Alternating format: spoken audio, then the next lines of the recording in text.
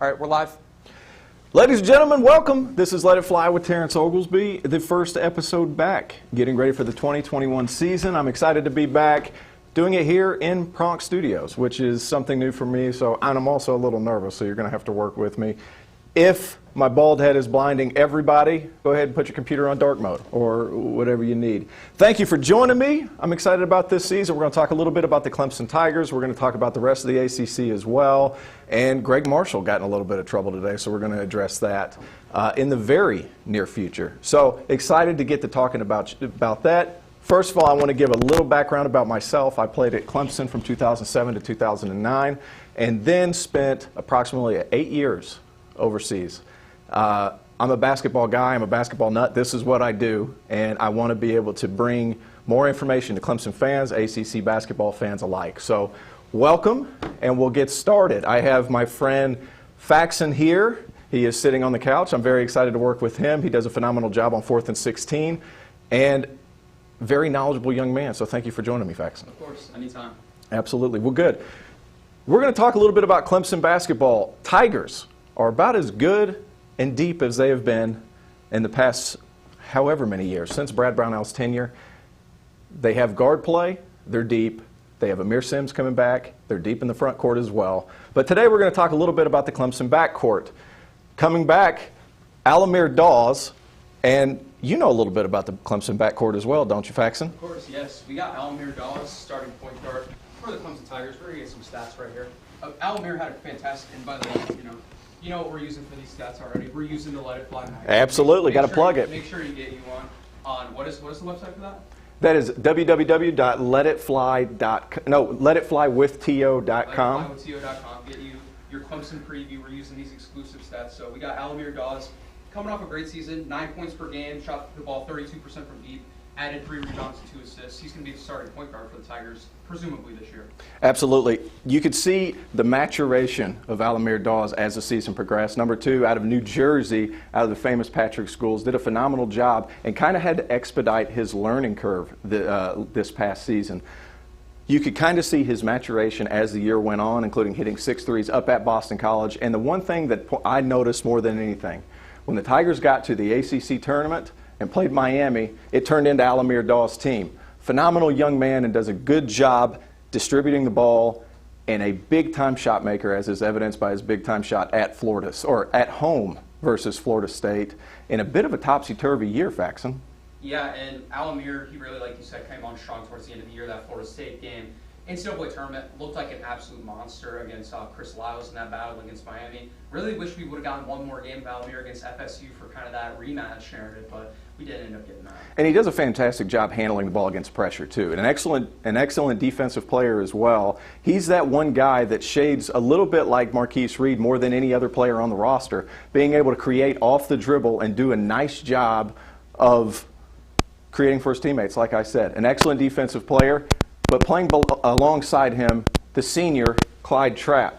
6'4", 203-pound senior out of Columbia, South Carolina, out of Lower Richland. The Tigers are going to need his leadership this year. After 3 years of being up and down last season, coming back from an ACL injury, Clyde Trapp has done a fantastic job over the summer of recuperating his body and rehabilitating that knee. Does an excellent job as far as leading the team, knowing the offense, and he was really a settle-down guy for Alamir Dawes during his freshman season. You didn't really get to see his explosiveness as much during his second season, but Clyde Trapp did an excellent job towards the back end of the ACC season handling the ball. Also, needs to improve his shooting a little bit. Clyde shot close to 25% from 3 last year and needs to do a better job at the free throw line, particularly at the end of games. You need your ball handling guards at the end of close games to be able to knock down free throws. Clyde shot 50% from the free throw line last year, needs to do a better job. But an elite athlete who needs a big season if he's going to be able to continue playing past this year. Up next, we have John Newman, a new haircut John Newman. 6'5", small forward, shooting guard out of Greensboro Day in North Carolina, is a big-time athlete and a big-time defender, and has continued to improve since his freshman year incrementally throughout the first 2 seasons. His third year, however, if he's able to continue the uptick in production and the uptick in scoring, look for a possible third-team All-ACC season for the big-body, long-arm guard, John Newman III, who has done an excellent job playing defense. I got nothing else, Faxon. What you got? Yeah, Newman, great player, defense, wing, all of that. Really looking for him to take a step forward shooting the ball this year. We saw a lot more volume from deep last year.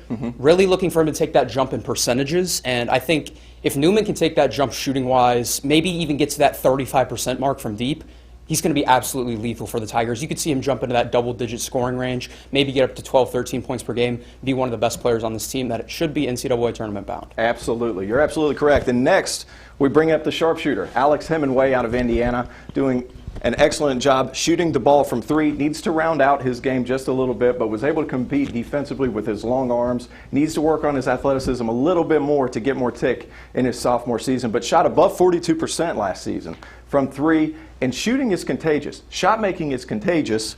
Alex Hemingway brings that to the Tigers. And next we have the transfer, Nick Honor.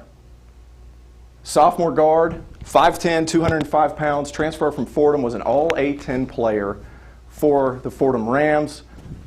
Over 15 points a game, handles the ball extremely well, plays the pick and roll even better, will bring quality depth and ball handling to the Tigers. Yes, and Nick Honor from Fordham actually shot 33% from three. So we talked about this on the Mark Childress show. Nick Honor should be able to bring stability to this bench unit as a ball handler. He's got the poise, he can score, he can pass, he can shoot, he can really do it all. And if Alamir Dawes did not exist, there would be no issue with having Nick Honor as the starting point guard of this team. He can really play. Absolutely. And the good thing that these two guards, more specifically Alamir Dawes and Nick Honor, bring to you are 2 point guards that can pick up full court to pressure the opposing point guard, something that Clemson hasn't had in recent years. Shelton Mitchell was not able to do that. Alamir couldn't do it last year simply because there was no depth behind him. He had to play 35 to 40 minutes. This is the deepest team as far as the point guard position, with either Alamir, Clyde, or Nick Honor able to take minutes at the point. This should be a more up-tempo team. They should play a little bit quicker, and they should pressure the ball even more. Yes, I definitely agree. I think this should be tempo, tempo, tempo. And we've seen multiple sort of styles from Brad Brownell in the past. He's not afraid. He knows what he has, and he does a good job of maximizing that. He's not afraid to push the pace when he needs to, and he's not afraid to play a gritty defensive game when he needs to. I think this Tigers backcourt really sets them up for more of a push-the-pace sort of team, and it should be really exciting to watch as we're just going through all these stud player after stud player, and Clemson's got a lot of talent on this team and a lot of backcourt depth. Absolutely, and every one of them, probably except for Hemingway, has the capability of start 3 or 4 games this season. Nick Honor could come in, start, you wouldn't miss a beat. Chase Hunter, my next guy, 6'3", 204-pound sophomore out of Atlanta, is my breakout candidate for the Tigers. And scoring guard who battled injury last season, elite athleticism, can finish at the rim, and has really good explosion coming off screens and getting up in the air for his jump shot. Needs to improve his three-point shooting, as does a lot of the Tigers, but he has the form to do so. He is a big body guard that can guard multiple positions, and it said 6'3" on the website. I think he's closer to 6'4", to be honest with you.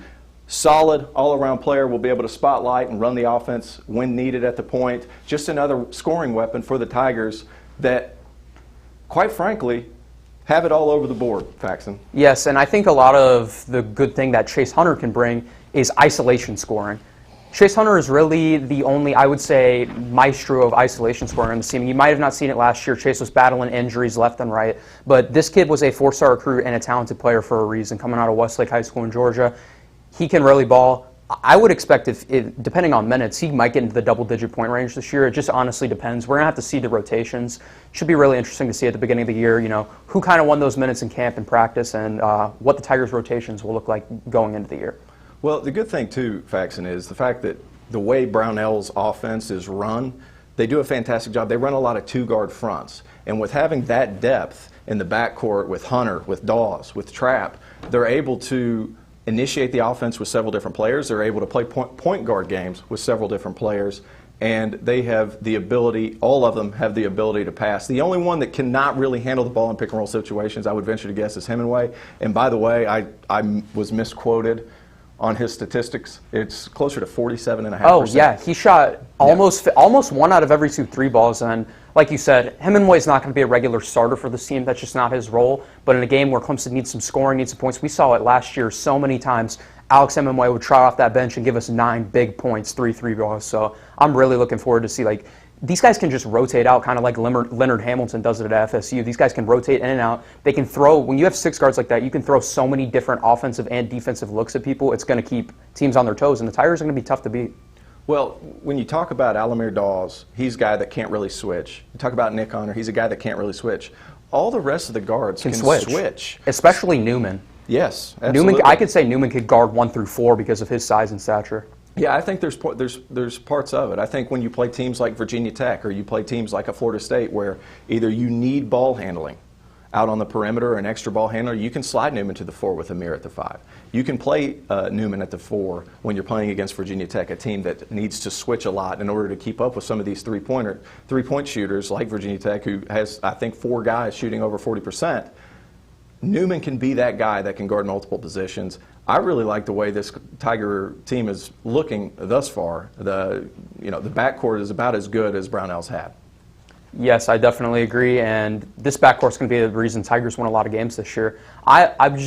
Newman's kind of playing that 3 flex position. He's kind of a 2-3. So, I mean, we're probably going to have 3 of these guys on the floor starting at all times, I would say. We predicted this last week. Alamir, Clyde, and Newman are probably going to be the starting 3 in the backcourt. So when you talk about Trapp and Newman, that might be the Tigers' 2 best defenders. Yep, absolutely. The only caveat, the thing that worries me about the Tigers is they don't shoot the ball particularly well. They don't. 2 players, Amir Sims at 40% and Alex Hemingway at 47.6% on low attempts. He needs to get some more shots up this year. The Tigers, 46% of their field goals were from 3. That might be an issue if you can't get guys shooting above 33 to 35%. It needs to elevate from those other guys besides Sims and Hemingway. It's really crucial, like you said, that these guys like Clyde Trapp, these guys like Alamir Dawes, these guys like Chase Hunter, these guys can step up and they can hit these big shots, because there's going to be a moment Tigers need one of these guys to hit an open shot, and if you can't trust them to put the ball in your hands, it's not a great thing. So I'm really, like you said, Tigers got a lot of their revenue last year from 3-point shots, but got to get those percentages up. It's just crucial. Absolutely. And the thing that was most comforting, we addressed it earlier, but Alamir Dawes has taken over the team, especially in that Miami game, like you said. You could kind of see the transition to where he no longer needed his big brother to help him take it up half the time that he was on the court. Clyde Trapp will be much more comfortable off the ball this season, to where he can focus more so on a little bit of himself, getting his athleticism back and attacking the rim off pick-and-roll situations, off hard closeouts. But again, like anybody else, he needs to improve those 3-point percentages. But Clyde Trapp, look for him to have a much better year this season. The guy that I am most excited to see is Chase Hunter. Top 100 recruit out of Atlanta Westlake High School. Same high school as Cam Newton. So There you go for that. Same high school as Cam Newton. Elite athleticism. Elite athleticism. Can guard multiple positions, really pressure the basketball. And if he's able to stay healthy, and it's a big concern for me with Chase Hunter because of the way he plays. It's really downhill all the time. He's reckless. Yeah. He has like that Ja Morant type. He's just going to go up to the rim. He doesn't care who's in his way. He doesn't care how he's landing. He's going to get a bucket. And it's concerning to an extent, but you also kind of have to admire how fearless he plays. And like we said, Clemson fans didn't get to see a lot of this. We've seen it, but Clemson fans didn't get to see a lot of this last season. You know, he had a couple injury-plagued starts at the beginning of the season and then ended up missing the remainder. But this year, don't be surprised if Chase Hunter works his way into the starting lineup by the end of the year. I would not be surprised at all. I could see him averaging close to 12 points a game if he's able to get healthy and stay in his attacking ways. But Chase Hunter, an excellent player, needs to shoot the ball better, but poses that kind of athleticism that's going to put on some ESPN top 10s, that's for sure. So there's your backcourt. I like Clemson's backcourt. I think that's about as deep as Brownell has had, but there's a couple other things that have happened here lately. Aside from all the COVID things, I don't really want to talk about that because everything's so negative. I don't like negative, Faxon. I don't like it. Yeah. I'm not a big negative guy. I'm a positive guy. I'm hoping the season goes on. I'm hoping there's not a hitch. Clemson got Maryland in the Big Ten ACC tournament. I'm excited about that. Oh, I'm very excited. And, you know, Clemson, the Big Ten Challenge was not very kind to them last year. Traveled up to Minneapolis and just got smoked. They made it a close game by the end, but let's just be real. That game was a 20 to 30-point game for the majority of it. So let's hope the Tigers can have sort of a redemption. They get this one at home. This will be in Little John Coliseum.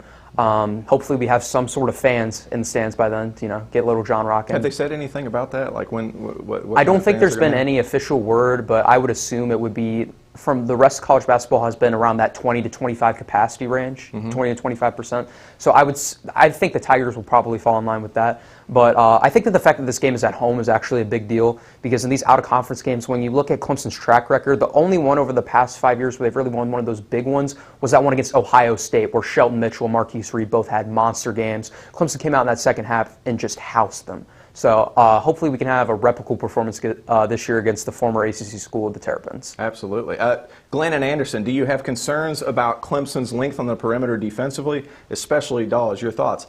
I do and I don't. I do worry about their length at the point guard position, especially when you're looking at Alamir Dawes and Nick Honor, both undersized guards at the ACC level. But like I said before, both of those guys are pressure guys. Those are big, strong kids that are going to be able to get up underneath some guards. Alex Hemingway does a fine job. Chase Hunter will be able to guard multiple positions, and Clyde Trapp has been one of those guys that can sometimes switch onto the floor. He's about 6'4", 203 pounds with long arms. He's going to be able to do that. Thank you, Glenn, for your question. Guys, you can ask questions anywhere. Facebook, Twitter, wherever you have a question. If you have it during the show, let me know. Like I said, Fax, I'm a little nervous. It's my first time. Yeah. I got the red dot going on right now. But thank you for your question, Glenn, and keep shooting them in here. That'd be good.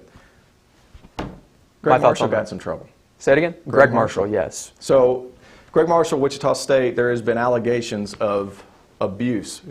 Quiet segue there. I didn't really smooth that transition very well, so I apologize there, Faxon. But Greg Marshall got in a little bit of trouble at Wichita State, allegedly abusing players with bad conduct, and even got physical with a few of his players. Were you able to find some of those? I was. Former player Shaq Morris claims he was throat punched by Marshall. Apparently, he tried to strangle an assistant coach, punched through a car window of a student, and there were some racial comments and verbal abuse to. There were 25-plus student athletes that reported this type of behavior from Marshall, so things are not looking great for him. Well, everybody within the business, it's kind of strange. Like, everybody knows Greg Marshall's crazy. Now, I didn't know that he ever put his hands on players, and I've never had hands put on me as a player. But that is where it absolutely goes over the line. I don't think there's any excuse for that. Like, if I'm a coach and I get a kid to come to my university, I'm sitting here and I'm wondering, like, is everything okay? Can I send my kid there and be safe? Can he feel safe? And Greg Marshall has not provided that sort of atmosphere to where his players feel safe. Apparently he's body shaming. Apparently there's all kinds of other allegations. Have you ever been throat punched by a coach, Faxon? That's my next question. My answer to that, surprisingly, is going to be no. I've not been throat punched by a coach. I've never had my hand. That's not normal behavior or excusable behavior. No. And especially when you add something like, this isn't like a one-off thing where it's kind of a he said, she said. This is like 25 to 30 student athletes or staff members speaking up and saying, hey, he's done something along these lines to me, and like punched through a car window and choked an assistant coach out. It's inexcusable and disgusting behavior. During a workout. He doesn't deserve to have his job. No. Robbie Hummel came out and said something the other day. It was like, well, he needs to be banned from coaching for life, and I have a hard time disagreeing with that, if I'm going to be honest, just simply because you want your kids to feel safe. Your players need to feel safe in order to perform. Obviously, he's a good coach. He's had things happen the right way for him. I think Fred Van Fleet and who's the other guy, the white guy with the long hair, Rob, I can't remember his name right now. Played for the Knicks, Rob Baker? Ron Baker from Wichita State, yes. Yeah, from Wichita State. I mean, he's had good players. He's moved players on. Especially at the guard position. And these are some guards that are allegedly accusing him of this. So it's just really... It's really like a rough situation in general. Yeah, talk about having a hard time really relating to kids and learning how to, deal with them accordingly. It's quite frankly, it's a little bit worrisome. Like I don't know how I would ever feel comfortable letting my kid go to Wichita State, or I don't see how Wichita State hasn't taken any actions up till now anyway. I think it's strange. Like what are we waiting on?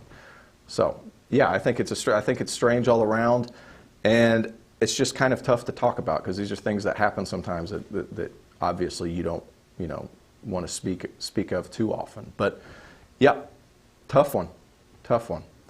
So, anyway, we're going to move on from that because that was weird. And we actually have former Tiger Iker Tube in the comment section right now. Talk to Iker. What's Iker saying? That's my guy. He's just saying, what's up? Yeah. What's up? That's my guy. Yeah. I love it. His son's a pretty doggone good player. Yeah. Julian, I coached him at camp. He was MVP. Almost took home the hardware from camp. Didn't manage to do it, but we got close. Roger listening on Facebook, and Taylor, speaking of coaches, what's the craziest thing you saw as a player from a coach? Oof. When I was in Georgia, there was a referee that, you'll appreciate this, Fax. There was a referee that he was always like really hard on our team, and I couldn't figure out why. That happens. Everybody happens. kind of already knew why. But this guy was, he had, I think, his alopecia where he didn't have any hair. Yeah. And he wasn't born with that. So the problem was he was reffing some of our coaches from prior. And I didn't really realize like what was going on, but he would always treat us pretty negatively. But apparently, about 15 years ago, after a game, one of our coaches got so mad as a player, he took him out back and beat him into a coma. Beat this referee into a coma. The guy was in a coma for 3 years, and after that developed a blood condition where he couldn't grow any more hair. So like that dude could remember every day of getting his butt whooped. Oh yeah. Wow. That's one of the most unorthodox stories I've ever heard in the sports world. Yeah, apparently because at the hospital he had some kind of blood transfusion issue and then lost all of his hair.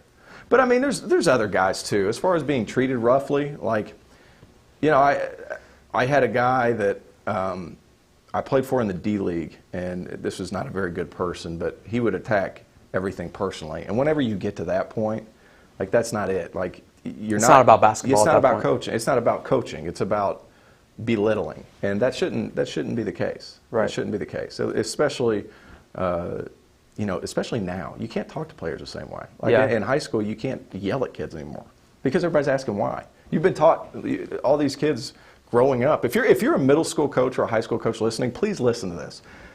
Kids now are told to ask why all the time. You're going to have to explain. You're going to have to explain to coach. That was, I mean, it's a hard adjustment for a lot of coaches now to be able to explain the reasons for an action. It can no longer be do it because I say so. That's not how the kids are. That's not how you're conditioned. No. So if somebody asks you, like Faxon, you're 17. I'm 18. Yeah. He's 18.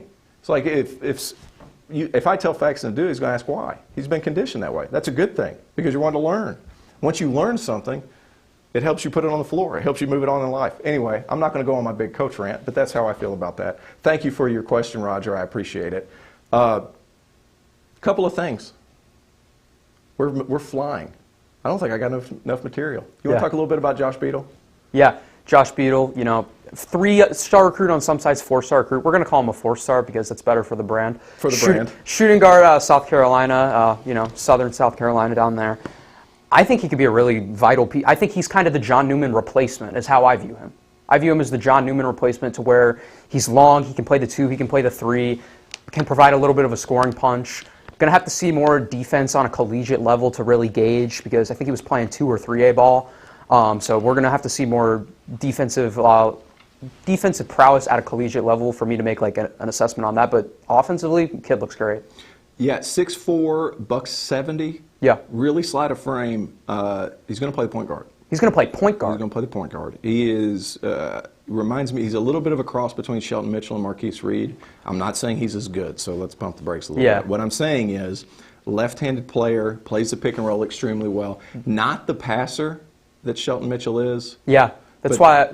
So we're thinking combo guard, kind of. Kind of a combo guard. Guard. And he's working his way into being. It's the perfect situation because his body needs time to mature. He reminds me a little bit of DeMontez Stitt when DeMontez came in. Yeah. And I'm not saying he's going to be an all-time great, but what I am saying is the same body type. Yeah. Broad shoulders, skinny legs, skinny torso, but he's 6'4", and he's going to fill out. And you got to think about this too. You're going to get old and you're going to stay old. So then Alamir Dawes is going to be a junior when this kid's a freshman. Yeah, and it's good for him because the Tigers are going to have a lot of young depth already. He can come in, get that nutrition plan, get his body right, and just be a menace his sophomore or junior year when he actually gets the chance to contribute. Yeah, and you're going from Chase Hunter, Alamir Dawes as seniors graduating, if they stay that long, if Chase Hunter just doesn't explode like we think he can. You know, you're going from those two, Nick Honor, Chase Hunter, Alex Hemingway, to bringing back juniors at your guard spot, because they also signed Lucas Taylor, a guard out of North Carolina, but we'll talk about him next week. But I really like, I went and watched the kid play in Spartanburg. You did? Yeah, very, very crafty, not a big personality, not necessarily that dominant personality that needs to be the point guard, but... See, I feel like Alamir does have that personality. He does. Yeah. He does. You can tell he's the leader of the team already in his sophomore year. I think going next year, I think him and Amir are definitely the two leaders of the team, like just from an outside perspective. Obviously, I wouldn't know, but he does have that alpha personality. So maybe that's something that Alamir can pass on to him once he comes to Clemson and kind of gets more comfortable. Yeah, well, you definitely have to have that as a point guard in the ACC when you're going into hostile environments and so forth. But it's going to give him time to develop, like I said, but plays with really good pace. Comes off left-handed. You know, he's one of those kids, like, if he would have had a full summer that wasn't a COVID summer, like, he would have been one of those guys that shot up the rankings and would have gotten a lot more scholarships. I think Clemson stole one.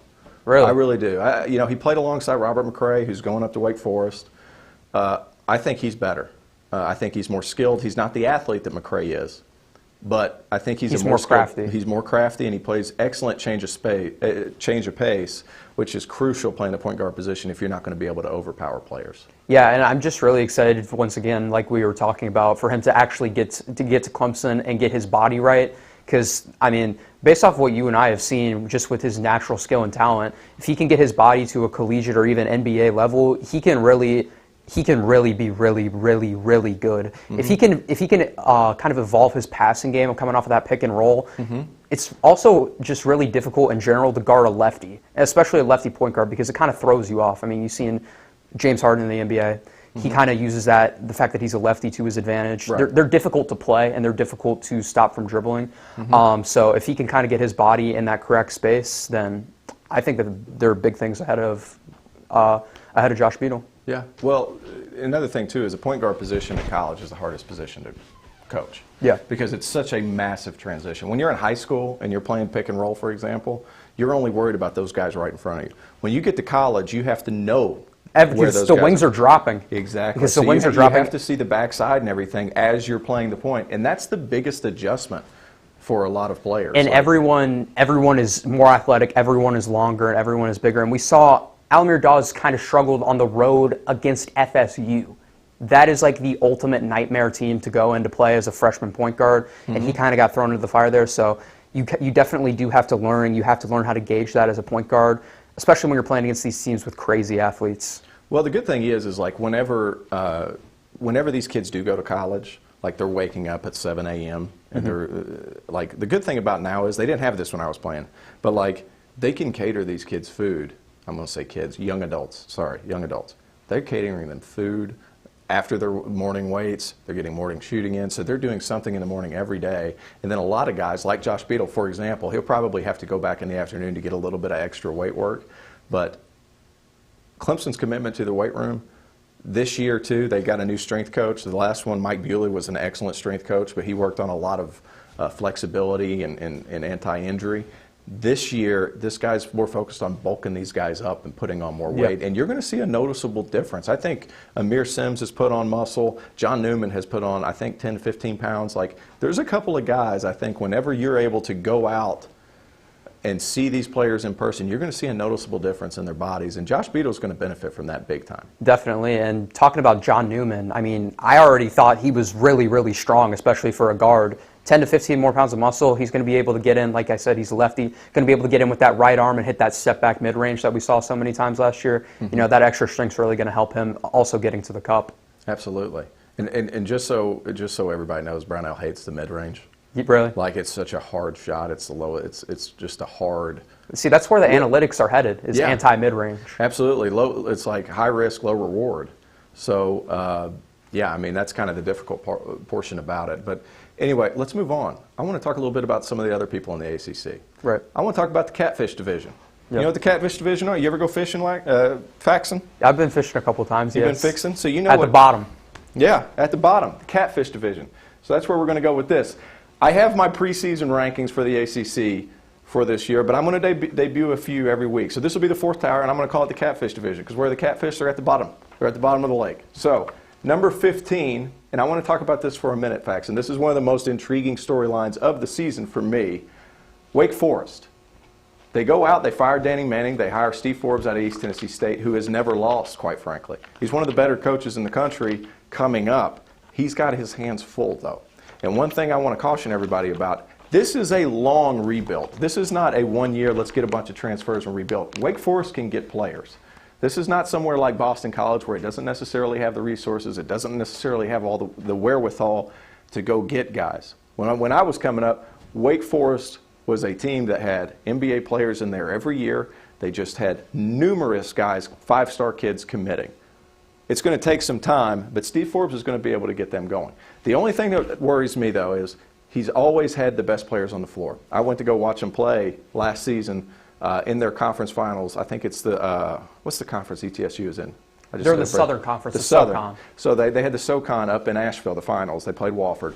And his team looked like an A-10 team compared to playing against Wofford. It wasn't even the same game. Oh, yes. So definitely. ETSU, they've recruited a lot of athletes, and they're really competitive every year.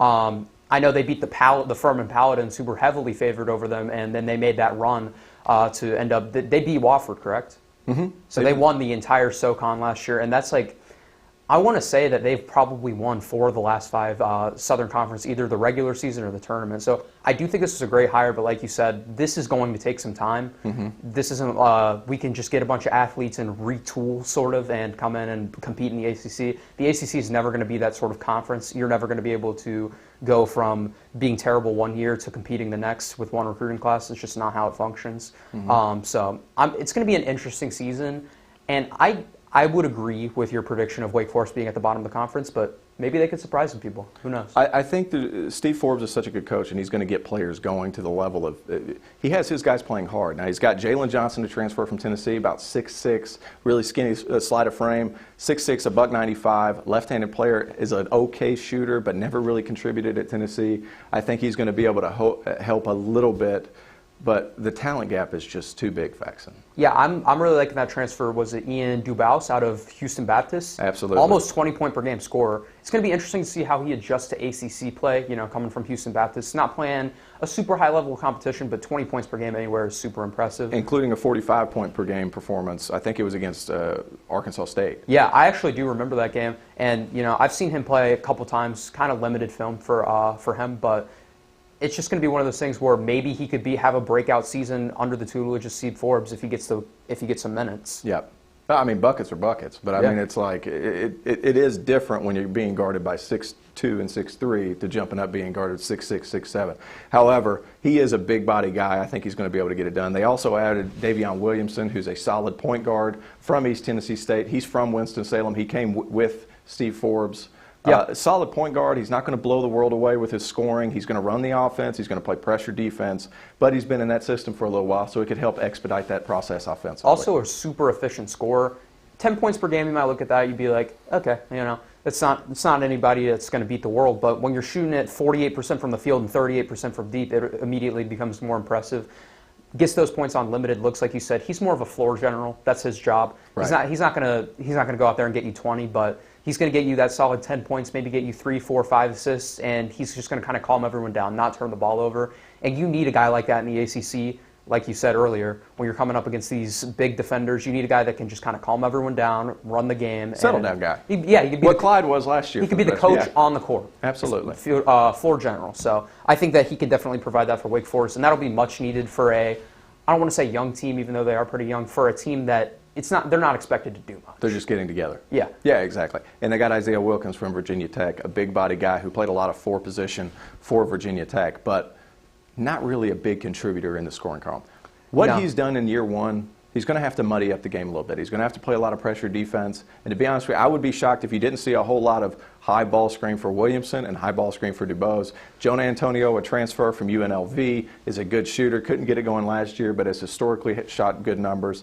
I don't see this team being able to crawl out against some of the best in the ACC. Neither do I. And I just got to say, from a Clemson fan perspective, I am so glad Olivier Sarr is off of this team. That guy owned Clemson every single game they played him. Mm-hmm. Yeah, I mean, he was everything that Amir struggled with. Long, athletic, could shoot, play inside and out. I really like Olivier Sarr. I think he's an NBA talent, great player. I'm surprised he didn't declare, quite frankly. No, yeah, I really am surprised that he didn't declare, and he's just fantastic. There's just no other way to put it. I mean, I think in that last game of the year that Clemson played against Wake Forest, I want to say he had 20 and 10 in that game. Mm-hmm. He's just dominating the game on both ends. Yeah, excellent player. Let's move on. Pitt Panthers, fellow Catfish. Jeff Capel has had his hands full with a rebuild. He inherited a team 2 seasons ago under Kevin Stallings that won 0 ACC games. However, he's gone from 3 to 6 in his first 2 seasons, and he's got some talent. However, there's not a whole lot of depth. Xavier Johnson, one of the better point guards in the conference, is going to have his hands full. Naki Sabande, a transfer from Miami, Ohio, is an excellent scorer. However, not yet been cleared for his waiver. So we'll see how that goes. Justin Champagny, one of the best players in the conference. I thought he was snubbed for all-freshman team. He averaged upwards. Do you have the stats right there, Fax? Yeah, Champagny put up almost 13 points per game on 43% from the field. He definitely had a good season. I know he had a couple games where he just went absolutely crazy. 25 plus points in a game multiple times last year. So and had a big performance in the ACC tournament. Oh yes, yeah. He was like getting Sports Center recognition. I think he had 31. He did, and who was that game again? Golly, I don't know. I couldn't tell you right offhand. They might have played Syracuse. I think they ended up maybe losing that game. Might have been. But no. I mean, 2 guys, the worst shooting team in conference, I believe. Yeah. Yeah. Do not shoot the ball well, which is shocking because Xavier Johnson, he needs room to work because they set a lot of high ball screens for him too.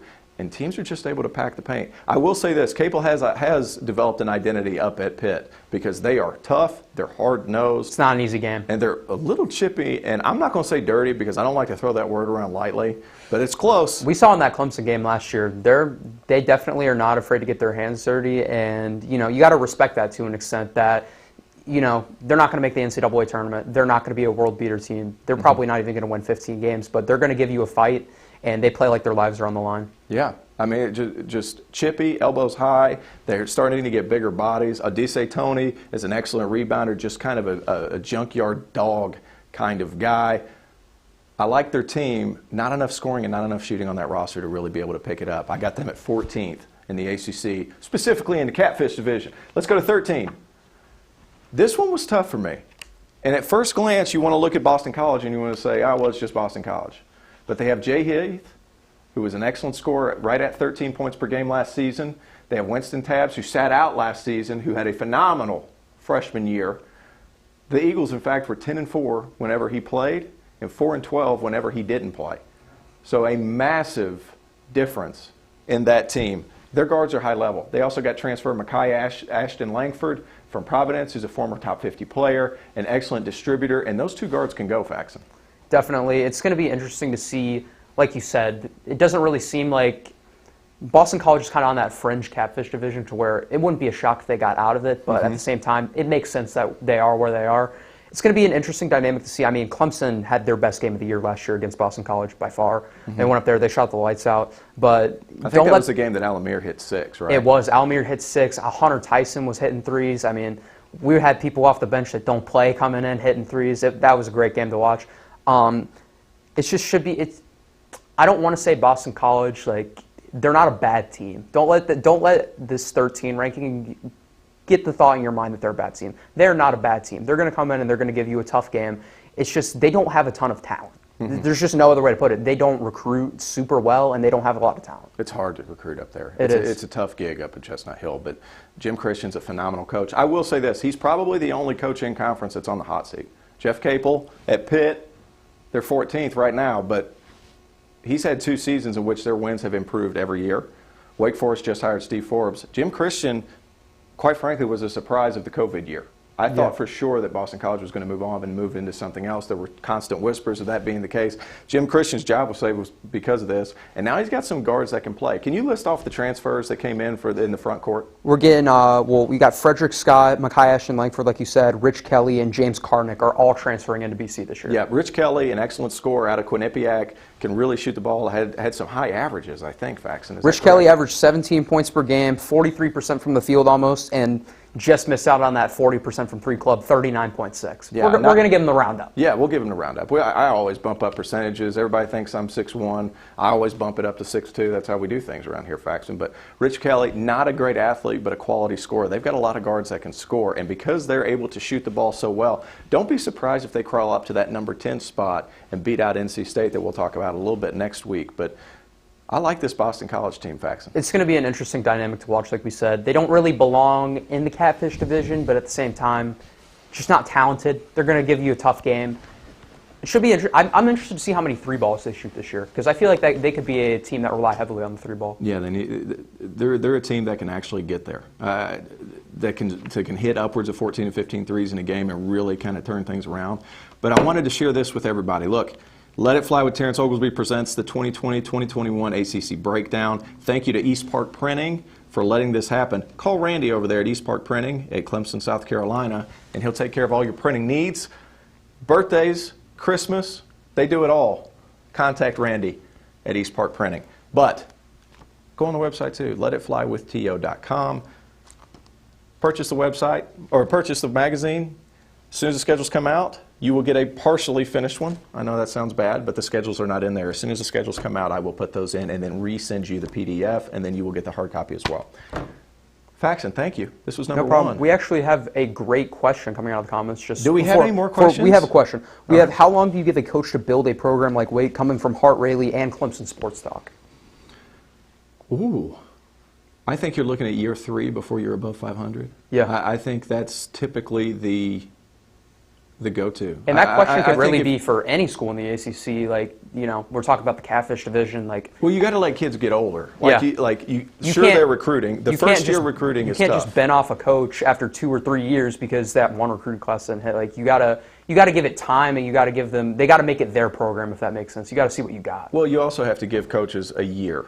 Yeah. You have to give them a year, because the first year recruiting, they're just getting the job, and then because kids sign early. Yeah. So that second recruiting class, you're looking at that recruiting class turning into sophomores. I think that's the time that you can actually become a little bit more impatient, and you need to start to see some results. So I think year 3 for Forbes, he's going to get guys. He's a heck of a recruiter, a hell of a personality. Everybody up in Winston-Salem's going to love him. He's going to have a lot of sound bites this year. A fantastic person. I love Steve. Steve's a good friend. An excellent hire. I thought that was a great hire. It was a fantastic hire. I mean, and I think that, some of the other ACC schools with coaches on the hot seat were probably like, wow, we just missed out on that by 1 year if we don't have a good year this year. Yeah, I thought Wes Miller was going to get the job. I'm not going to lie. Really? Yeah, I thought Wes Miller was going to get the job from UNC Greensboro. It made sense. His dad is on the practice facility. And local sort of thing, Yeah, like a local thing, but he did go to Carolina. I think he's, I'm just speculating, but I think he's trying to wait out Roy. Really? Yeah, I think he's trying to wait out Roy, because Roy can't go too much longer. How old's Roy? He's got to be high 70s. He's old. He's got health issues. UNC wasn't great last year. He's not going to get fired, but UNC wasn't great last year. Roy, a couple times in post-game pressers, was just complaining. There's no talent on the team, was pretty much what he was saying. I'm not sure that was it. We're going to get into this, because I was a UNC hater last year. But really? I'm not sure that was it. The whole reason they stunk was Cole Anthony. Yeah, oh, yeah. Just most inefficient player I've ever seen. He was just a chucker. Yeah. He didn't buy in, if that makes sense. He did not buy in at all. Yeah, woefully inconsistent. And in Carolina's offense, you can't be a ball dominant guy. No, you've got to, that point guard's got to be able to pitch it up. It's got to be Marcus Page. You got to have a Marcus Page sort of guy to run the offense. Ty Lawson. You can't have a Cole Anthony, because he's looking to get his. That doesn't really buy into the philosophy. Like you said, that recruiting class wasn't one of their best, and obviously that was indicative with the results at the end of the season. But I agree with you. I don't think that a lack of talent was the entire problem on that team. I think they had some pretty good depth when they were healthy. Yeah. Had a decent bench. Well, it was funny. I was sitting, because I was covering it for TigerNet last season, and the Heels were so much better when Jeremiah Francis was running the point. Now he's transferred out. Yeah. And he's had some injury problems or whatever, but just the fact that he was willing to give it up. Yeah. Like some of these guys, like Leaky Black, that ball needs to move for him to be effective. Like a lot of those guys, and they're big. So, and I'm going to say this a lot whenever season starts, but second side offense. Yeah. Like when point guards are willing to push it up, pass the ball up the floor, go to the other side of the floor, and then they get it again, and then they attack. Then the defense is moving. Like Cole Anthony he just pounded the air out of the ball. Yeah. Like he's Vinny the Microwave Johnson. I don't know if you know, that's before you were born. Yeah. But like Vinny the Microwave Johnson was a guy who could get hot quick. He knew what he was there to do. And Cole Anthony's the same way. I don't see him developing into an NBA level point guard, at least a starter. I see him more of the Jamal Crawford. Yeah. Which I think they're projecting him in the lottery. I think that's way overblown. Yeah, I do too, and I just don't know why. I guess he's going off of high school reputation and that, blue chip recruit, because he had a dreadful season, like we said. Well, he should have gone to Duke. Oh, yeah, he should have. Yeah, he should have gone to Duke. I mean, I think Duke might have won the title. I think Kay might have done a better job of kind of toning him down and saying, you need to buy into our system here. Roy just kind of checked out halfway through the season, in my opinion. That's how I viewed it. Ooh. Yeah. That's big. That's big right there. Yeah. Yeah, I don't know that. I think it just wasn't a good fit. Yeah. I think there's so many times where guys need to be able to find the right fit. Don't necessarily jump at the biggest school, but find the right fit. And if he would have gone to a Duke or something like that, where they would have really spread the floor, like everybody knew what Carolina was going to do. It was either he was going to get rid of it, he just didn't want to get it up the first time. If he would have been more patient, like he would have gotten better looks. Absolutely. Numbers would have looked a lot better. Yeah. You just can't, you can't shot chuck the whole game and expect good results to come from it. You can't expect to win like that. We saw them get killed by Syracuse in the tournament. That was nice to see. Yeah, well, they played zone, and they were just so long. They stood around, they chucked threes the whole game. Yeah. Guys, thank you so much. This was number one. I talked super fast, and I apologize for that, but thank you for joining me. If you have any more questions for next week or prior to next week, go ahead and drop those in the comment box and hit the subscribe button. Everywhere else, thank you so much. Let me hear some feedback. This is Let It Fly with Terrence Oglesby. Thank you so much for paying attention.